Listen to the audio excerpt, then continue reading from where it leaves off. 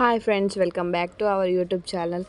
Today recipe వచ్చేసి బోటి with పచ్చి మామిడికాయతో ట్రై చేద్దామా మన నోరూరించే బోటి కర్రీ.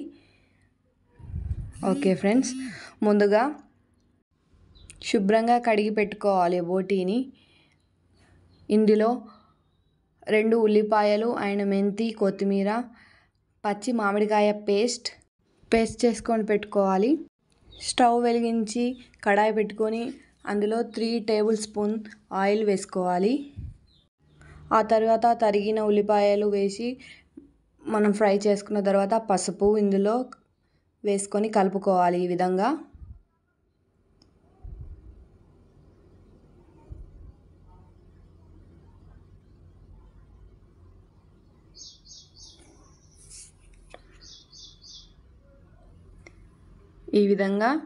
చేసుకోవాలి ఫ్రెండ్స్. అవును, కానీ మీరు కూడా ఎప్పుడైనా బోటి కర్రీ చేశారా? అయితే కామెంట్ చేయండి. ఇందులో మెంతి కొంచెం, ఆ తర్వాత కలుపుకోవాలి.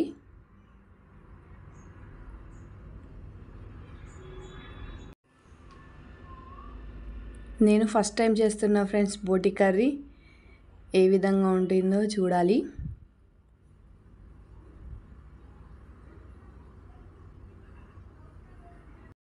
ఆడవాళ్ళం కదండి, అన్ని పనులు మనమే చేసుకోవాలి, అన్ని వంటలు మనమే చేయాలి.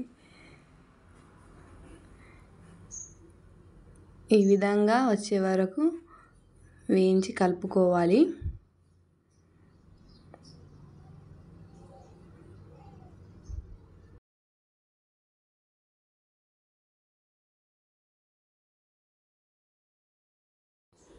మనం బోటీని క్లీన్ చేసి పెట్టుకున్నాం కదా, వీటిని ఇందులో వేసుకోవాలి. ఇలా ఈ విధంగా కలుపుకోవాలి. అంతా ఒక 2 మినిట్స్ కుక్ అవ్వనివ్వండి. దీనిని ఇందులో తగినంత కారపొడి వేయాలి. కారపొడి వేసి కలుపుకోవాలి.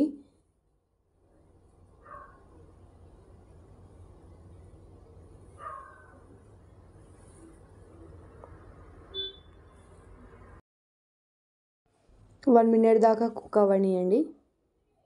ఈ విధంగా పైకి నూనె తేలే వరకు ఉంచాలి. అండ్ దీంట్లో కొంచెం అల్లం కలుపుకోవాలి. కొంచెం ఉప్పు వేసుకొని మిక్స్ చేసుకోవాలి.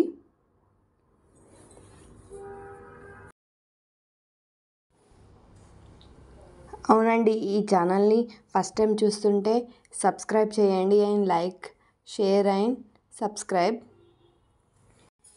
ఇలాగా కుక్ అవుతుంది.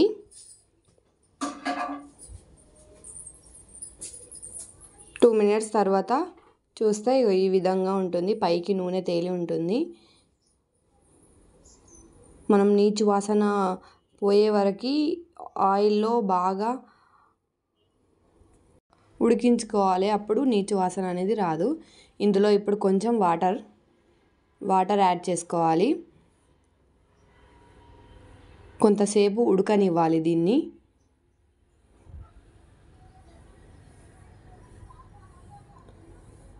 ఉడికింది కర్రీ కొంచెం.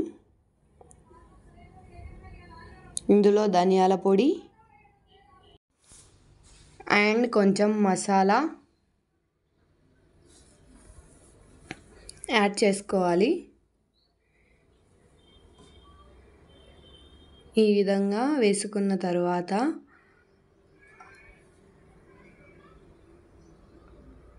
కలుపుకోవాలి.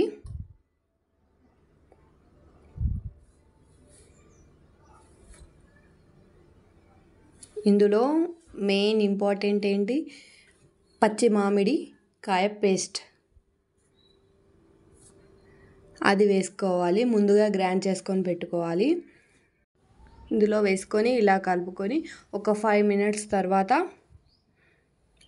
లో ఫ్లేమ్లో ఉంచుకొని చూడాలి.